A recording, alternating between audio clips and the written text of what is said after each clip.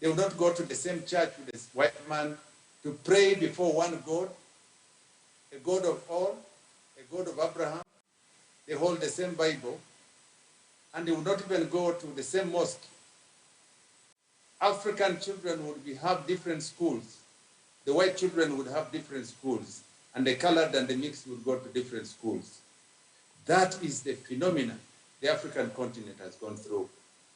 It took people like Nelson Mandela to go to jail for 27 years for self-determination, to determine, to show and fight, to show the whole world that self-determination, the right to live, the right for life, the right to own land,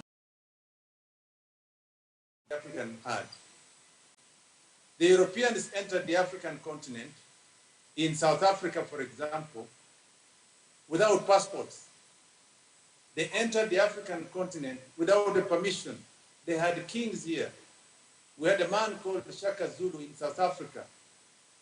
As we talk now, they took away the land.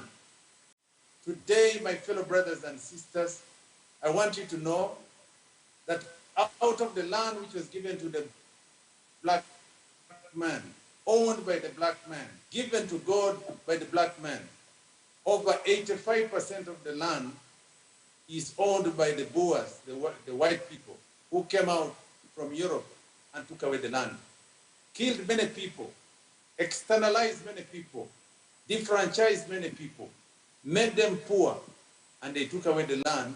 Land is a tool of production. Fellow countrymen and women, this is a phenomenon.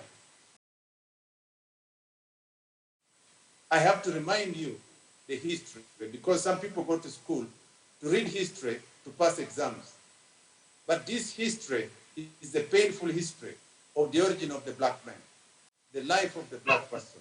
And for you to understand why Africa is in such a precarious quagmire.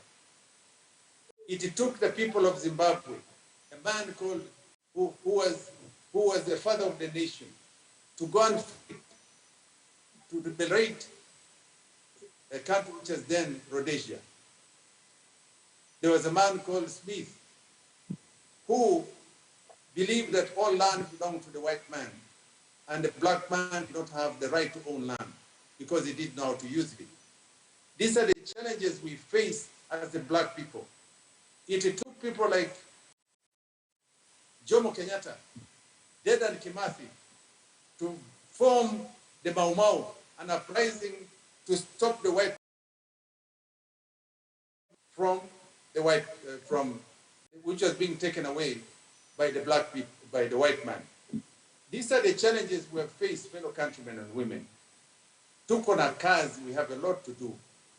And that's why I want to tell you that it is important for you to note that even those who were championing the Pan-African initiative, a man called Muammar Gaddafi was killed and brutalized by European masters who believed that he would use the resources to unite the Africans and form one common currency, form one country, form African Union under the AU, which he changed and initiated to have a change from the African Organization of African Union to now the African Union. Fellow countrymen and women, it is a duty for us all that we build a firm foundation. That firm foundation is very important for us. I want therefore to say that I would like to support the formation, for example, of Africa blocking itself and coming in to build what you call a foundation of the roots of the formation of the African continent and the union of the black people. If we do not demystify these colonial boundaries, where you see that across the border on the eastern side, you have the Iteso across the other side of Kenya. You have the Samia who are across the other side of the border. You have the Bagisu on the other side of the border. You have the Kalenjin on the other side of the border. You have the the Dodos on the other side of the border, speak one language, have one culture, have one common ancestry, but they are divided corners and boundaries that were created in the Berlin Conference. I want therefore to say that the formation and the building blocks towards East African political integration is very fundamental. And that's why I support President Yoweri Kaguta Museveni, a revolutionary leader who has followed the doctrine of Mwalimu Julius Nyerere, who has followed the doctrine and the origins and the teaching of people like Kwame Nkrumah, Abdel Nasser, to see that they have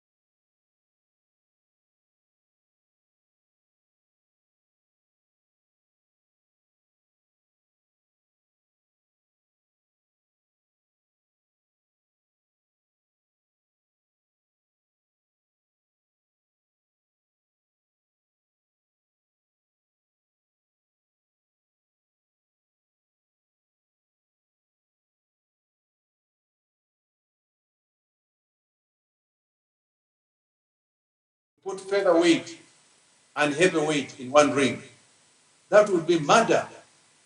That would be complete obliteration of the other candidate, the other opponent.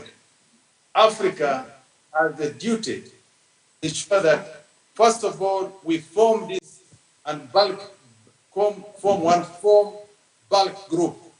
If it is the banks, we form a bank that can compete with the states by pooling resources and be able to pull our people out of the quagmire we're in. But this cannot be done if we're not united. If you look at China, a subcontinent, it is big and strong because much as they have many ethnic foundations, they have the Sikhs, they have the Tamil, they have the Tamil Nadu areas, you have many different ethnic groups, form different languages, different cultures, but India remains one. If you look at China, China has got a lot of ethnic groups too, but they formed one China. It was very difficult for the Europeans to break into China and to colonize China. China even built their own wall, the Great China Wall, to block the Europeans from trying to enter China. And that's why you find that China now is the second largest economy,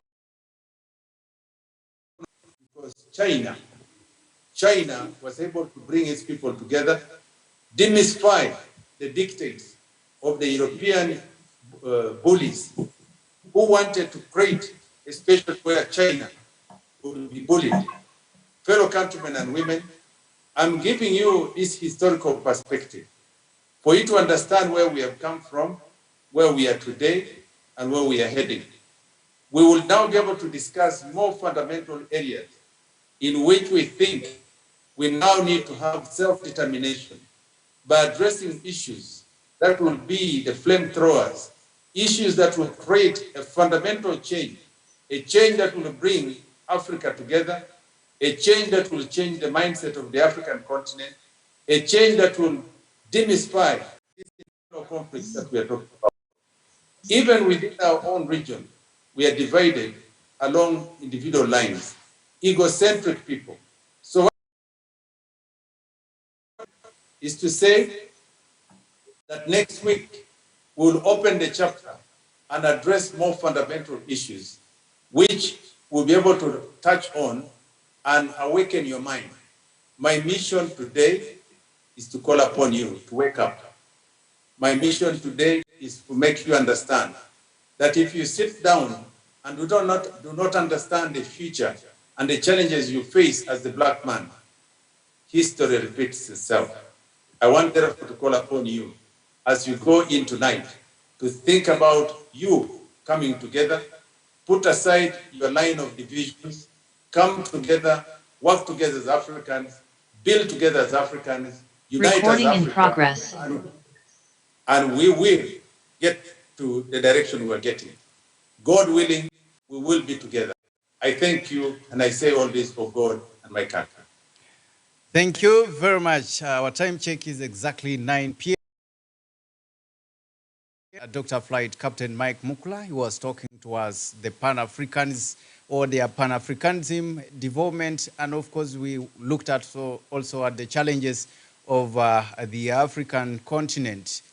Tonight, my name is Charles Akero. We really want to thank and really appreciate everyone who has been part of this show from the time we began it at 8 o'clock. Now that we are going for NBS News Live at 9, we say for God and our country. Till we meet then, that is again on Friday, same time, same station. Have a good night, Captain.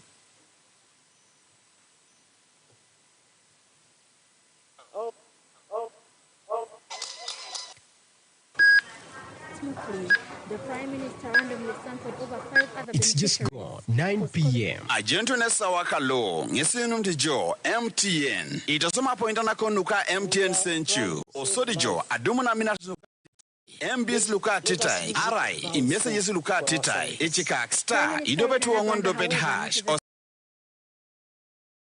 Subitai tetere dumuni aina kinade kon naka senchu Everywhere you go, MTN.